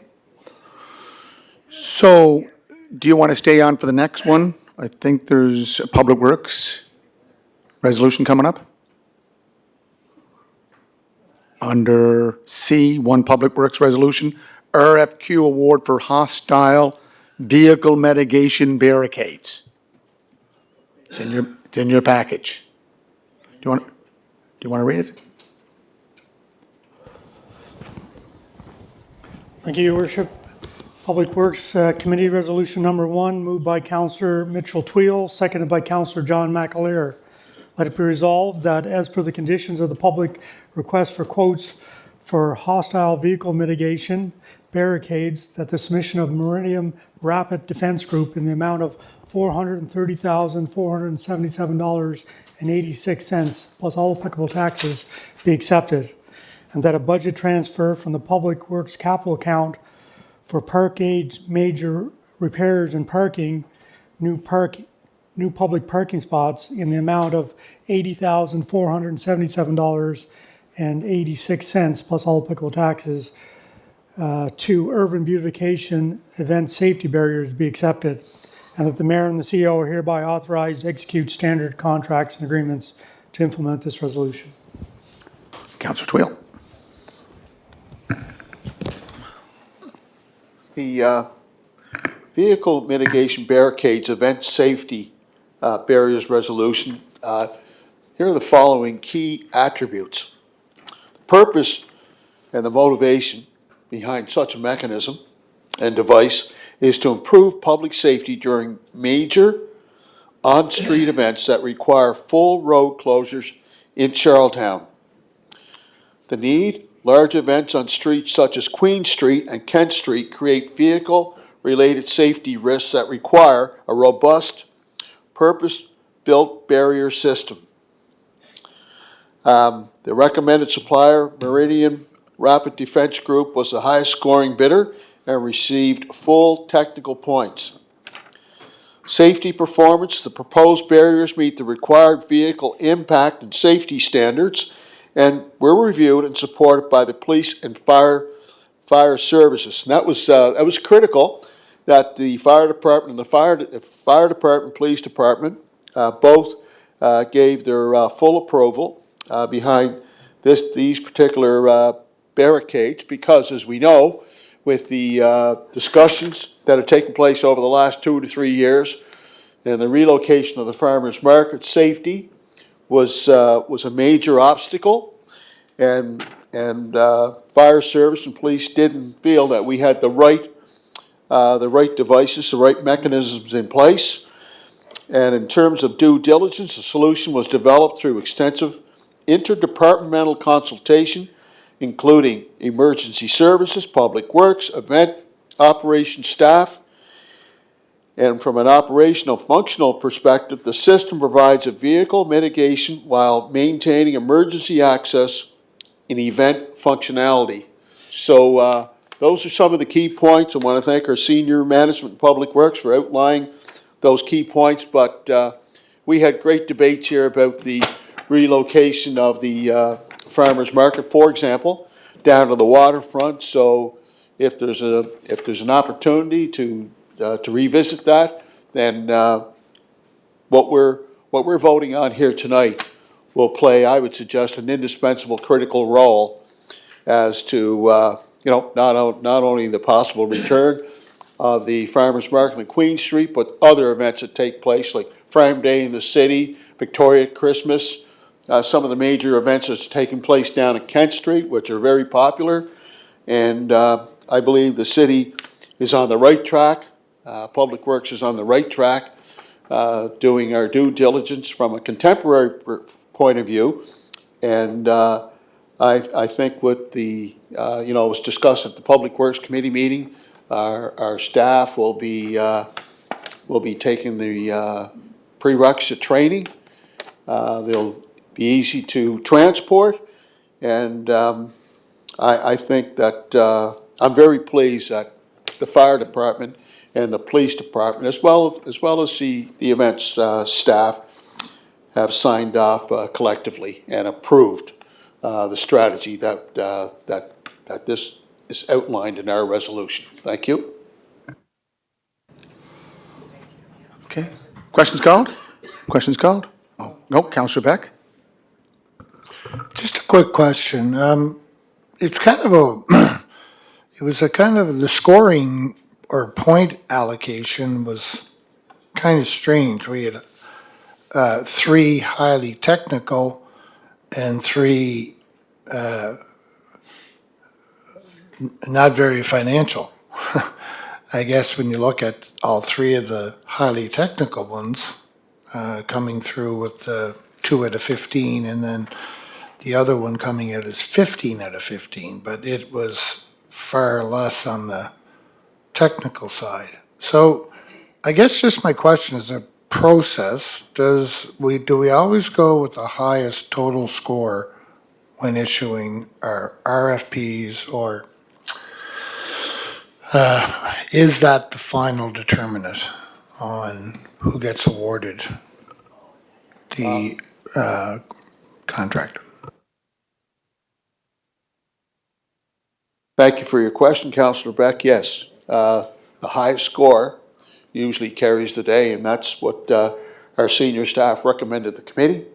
The committee had a chance to deliberate, the process, the scoring, how the scoring was arrived at, the total score, and the result is we're bringing in this recommendation, the committee, to City Council to either accept or reject our resolution. Thank you. Councillor Bernard? Thank you. And I think, Councillor Twill, this can be used anywhere in any street, correct? That's correct. Okay. No, that's good to know, because I think the Queen Street, there was some issues on Queen Street, but there was also some infrastructure issues, as to why a lot of that moved off it. It wasn't just because we didn't have the proper barriers. There was infrastructure issues, there was electricity issue. Yeah. So that's why they ended up moving the farmers market where they did, or one of the reasons anyway. So, but I would be in favor of this. It looks like it's a very, very good system. It does have the emergency access. It does stop the vehicles. So I'd be in favor of it. So thank you.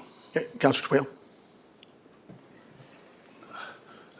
Yes, and regarding the other issues, I'm sure our staff are looking at them as well. But I think this is a major step forward. I want to congratulate our staff for bringing in such a recommendation. This sends a very positive message to the community, whether it's Queen Street, Kent Street, or any other street that's event-oriented. Some streets are shut down for the weekend, and I think when the residents see, the type of research that's gone into this and what we're proposing, they'll have a lot of confidence, and that, the residents will be safe that are participating at these events, but more importantly, for the services like our fire department, police department, and the staff in the events department as well.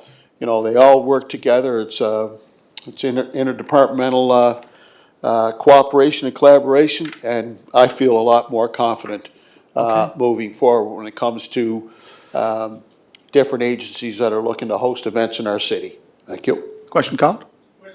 All those in favor? Councillor Duran, Yes, sir. Deputy Mayor.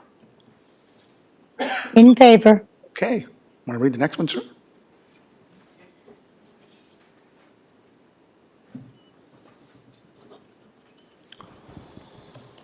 Your worship, under new business, resolution number 1, moved by Councillor Terry Bernard and seconded by Councillor Kevin Ramsey. Let it be resolved that the City of Charlottetown appoint Charlotte Nicholson as the Chair of Serve Charlottetown Incorporated, effective January 28th, 2026. Okay. Questions called? All those in favor? Deputy Mayor? In favor. Councillor Duran? In favor. 0. Next one, sir? It's moved by Councillor Bernard and seconded by Jimmy. New business, resolution number 2, your worship, moved by Councillor Terry Bernard and seconded by Councillor Julie McCabe.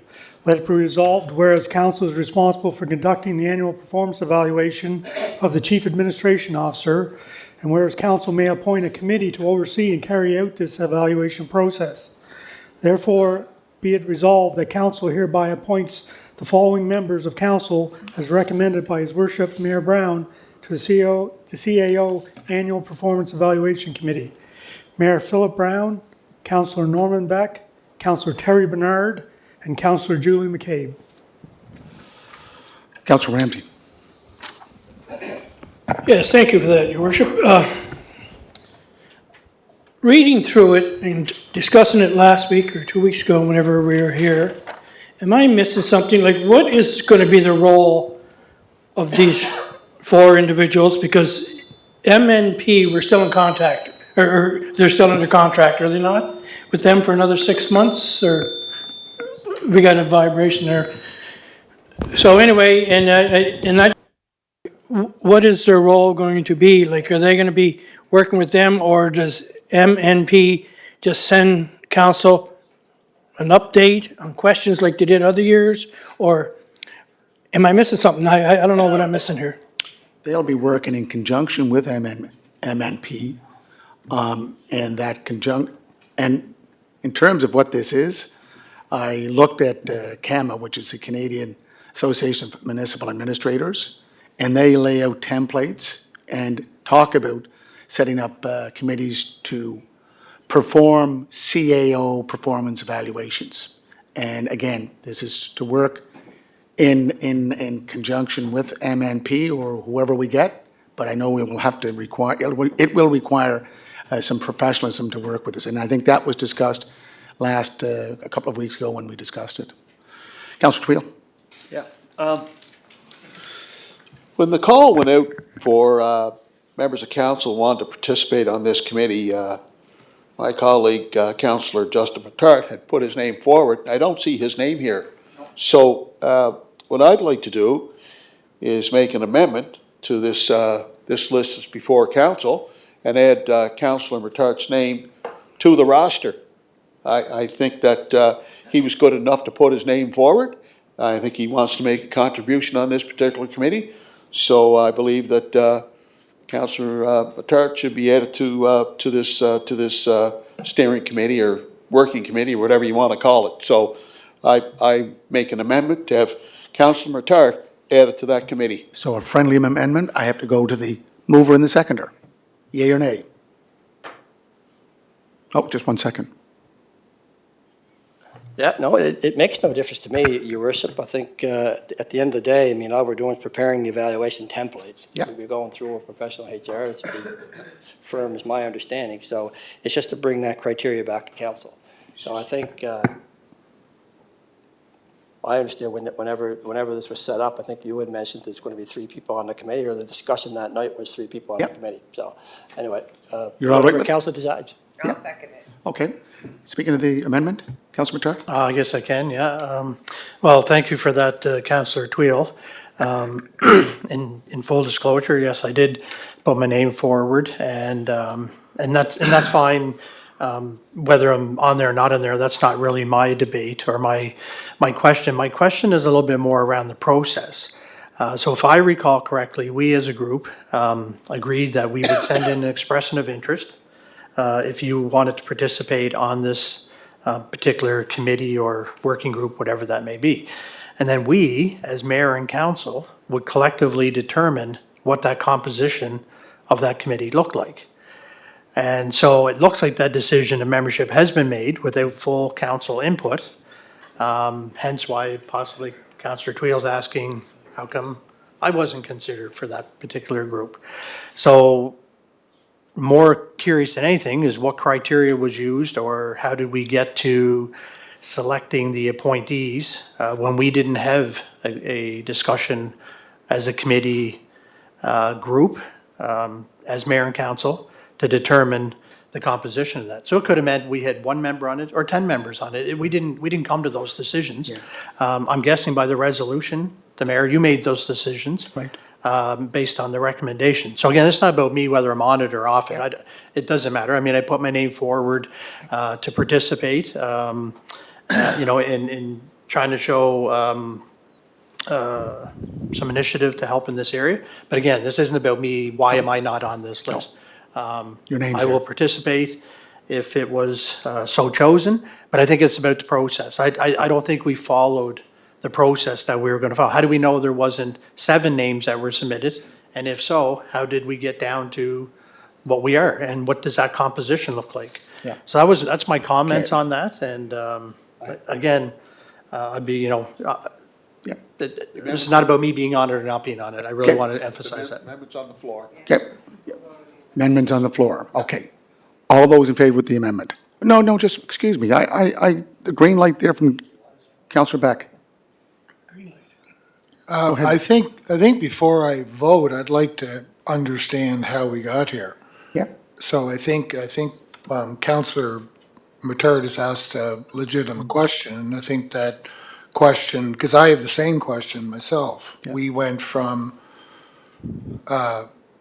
who's interested to receiving an email that the process is paused because of CAMA, a contact, or FCM, and the Canadian Association of Municipal Administrators.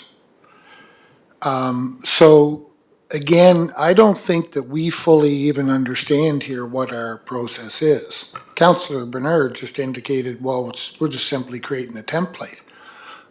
I think there's a whole lot of discussion that has to happen as to what this group is actually doing.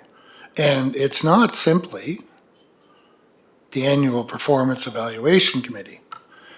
And I even, and again, in full disclosure, I don't even think that we should be having this discussion in a public forum about our only employee, because we are primarily a governance structure, but we are having this discussion in public. That was a decision that was rendered by Your Worship, and I'll respect the decision even though I disagree with it.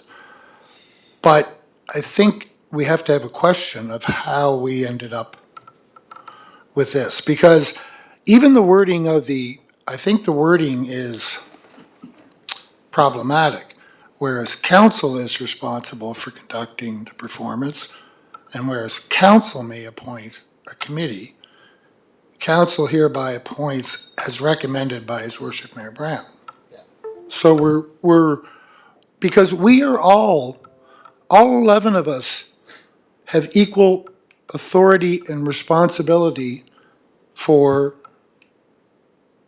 our chief administrative officer. So as such, I don't have any more, I hate to use the word power or influence or role or authority than anyone else in this room. We all have the same, we have 1/11th of a responsibility to do that.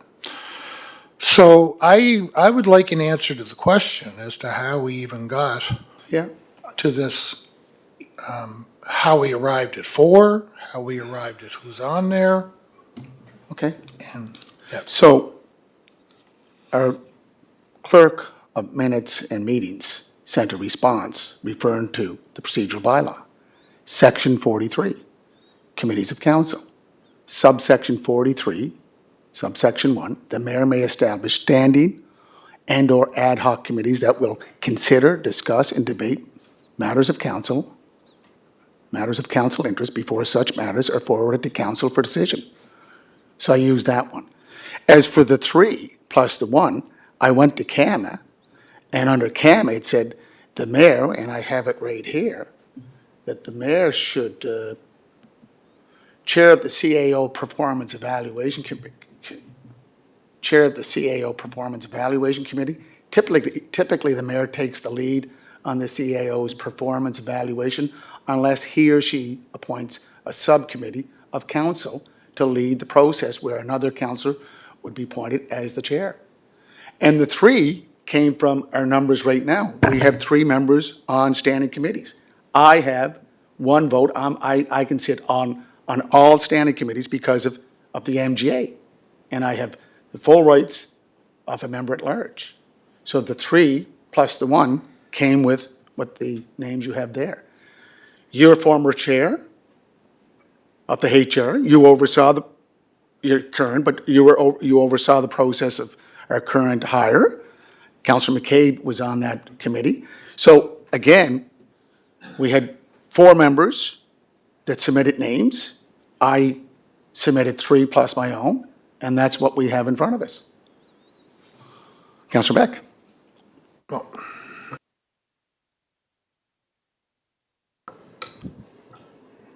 Good. I'm done. Question? On the amendment, Yeah, that's what we're voting on right now, the amendment. Councilor Tark, as a member of the committee. Yep. So do you want Because to he speak put his name again? forward. Councilor Matar? So just on that, like I said, it's not about, I thank you for explaining the process. I think what might have been able to be avoided here is had we been more transparent about when we sent out the expression of interest, nobody received anything in regard to, other than you saw it in the package. So we could have been more transparent as to, we have X amount of people, makes more sense to have a committee of only 4 or 5, whatever the case may be. And then we could have referenced the clauses that you referenced for the appointment, so on and so forth. I thought what Tracy was coming back to us and quoting was more to do with not going into a closed session, the reason why we weren't. So I'm not referencing where you were talking about in the section 4 or something you called it. Anyways. 43. 43. 43 subsection 1. Not sure where, maybe I missed the It's in this email, procedural bylaw. where I missed the email that was being referenced as That's how what we- Jackie sent out. How we got, who? I think our executive assistant Oh, Jackie sent made that. reference to Tracy's email. But if not, it is section 43 subsection 1. Okay, anyways, like I said, if you have enough people in quorum there, that's fine. I'll participate if that's fine. We're going to vote on it. Okay, well, I'll. Yeah, well, I'm interested. I put my name forward, yeah. So, I mean, I can certainly participate. Thank you. Councillor Beck? So all of our standing committees are open. Protective Services, Economic Development, Finance. Do all of these meetings with regards to our human resource matter, are they all open? We will have to go to section 119 of the MGA and look at the subsections every time we meet. Okay, so one section, 119, 1D would say you can go into closed session for a human resource matter. He is our only employee, which is a human resource matter. We do not discuss, for example, chief of police in public. We do not discuss matters about any of our directors in public. So we are effectively forming a standing ad hoc committee here tonight, creating one.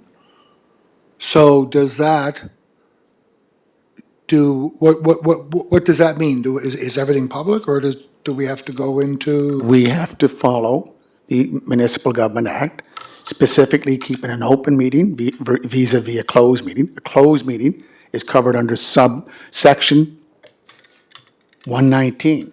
So that will have to be discussed anytime that we want to go into a closed session, we're going to be, because we're talking about the CAO. But if we're talking about the process of setting up the template, is that closed? Is it?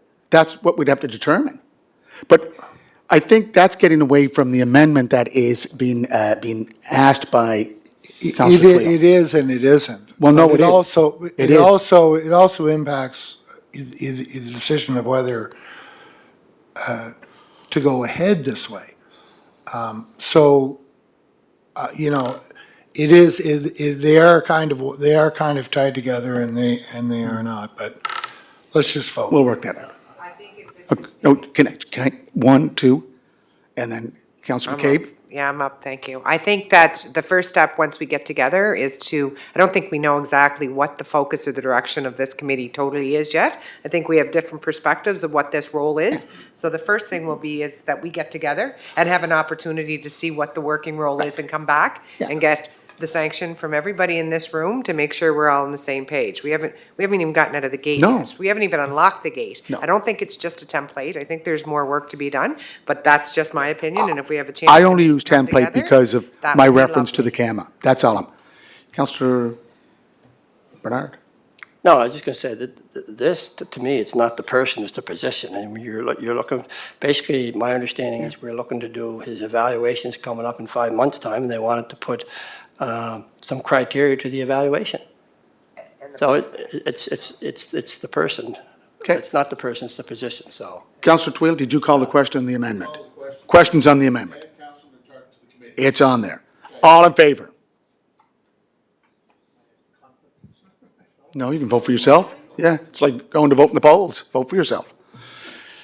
Councillor Duran, yea or nay? In favor? Deputy Mayor? In favor. Okay. Now we're on, back to the original resolution. And the original resolution is Councillor Beck, Councillor Bernard, Councillor McCabe, Councillor Matard, and Philip Brown, Mayor Philip Brown. Questions called. All in favor? Councillor Duran, yea or nay? In favor? Deputy Mayor? Favor. Okay. So now we have to move into a closed session as per the Municipal Government Act of Prince Edward Island. I want to, before we get into that, we have a public meeting coming up here at 7 o'clock. Don't you think it'd be advantageous if we postpone the closed door meeting to another evening? I mean, look, we're going to get into it. I don't want to be rushed. Yeah. There's some important topics there. Yeah. With all due respect to you setting up the agenda, let's take a bit of a recess here. Yeah. We have people here for the public meeting. It's going to be Yeah. upon us before we know it. So let's, Councillor Twill, if we could just deal with the first one, because I have to declare a conflict of interest, we can deal with that right away. just that one item. I think it's probably going to take that amount of time. Maybe we should, it's gonna probably take one. No, Yeah. no, it's pretty clear cut. And there's, yeah, like, Let's just try it, okay? And I'm going to just, again, section 119, subsection 1A, commercial information which, if disclosed, would likely be prejudicial to the municipality or parties involved. Section 119, subsection 1B, information received in confidence, which, if disclosed, would likely be prejudicial to the municipality or parties involved. Section 119, subsection 1E, a matter still under consideration on which the council has not yet publicly announced a decision and about which discussion in public would likely prejudice a municipality's ability to carry out its negotiations. Ongoing litigation matter, 119, subsection 1E, proposed land purchase or proposed land purchase, subsection 119, 1B and E, level 3 electric charge and installation, section 119, subsection 1A. point of order? Yeah, legal is right there. Point of order. Go ahead. Okay, on the proposed land purchase, that's a Public Works issue. That was not vetted through the Public Works Committee.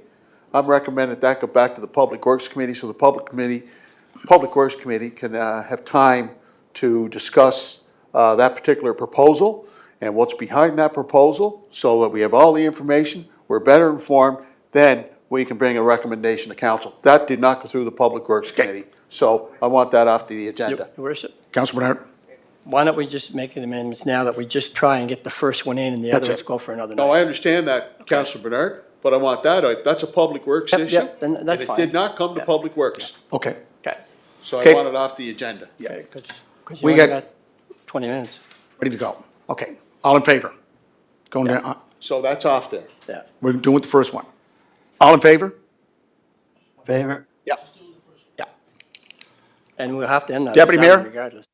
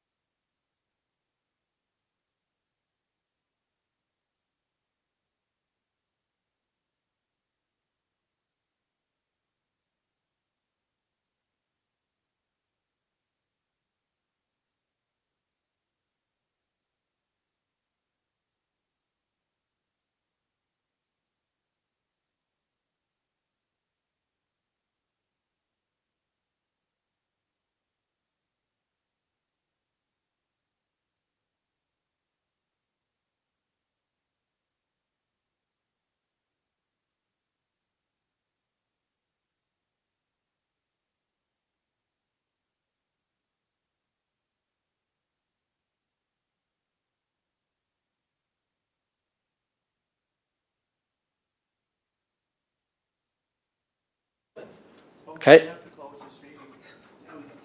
There was no business, Okay, guys, we're.